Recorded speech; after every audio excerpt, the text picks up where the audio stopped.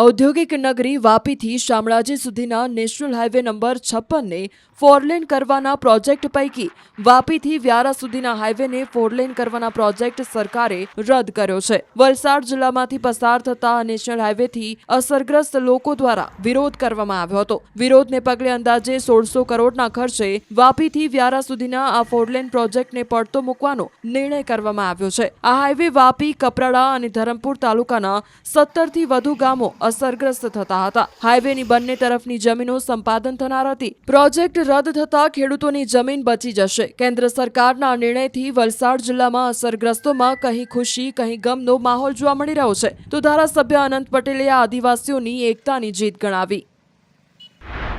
તાપી જિલ્લાથી લઈને વલસાડ જિલ્લાના વાપી સુધીનું જે અંદરના રસ્તે સંપાદન થવાનું હતું, હજારો આદિવાસી સમાજના ખેડૂતોની મહામૂલી જમીન જવાની હતી, એ સંપાદન અટકી ગયું છે અને હવે જે રસ્તો જૂનો છે એ રસ્તો જ સમારકામ કરીને નવો રસ્તો બનાવવામાં આવશે। આ આદિવાસી સમાજની એકતાની જીત છે। QR કોડ સ્કેન કરો અને ડાઉનલોડ કરો ન્યૂઝ 18 એપ। મેળવો ગુજરાત અને દેશ દુનિયાની પળે પળની અપડેટ્સ।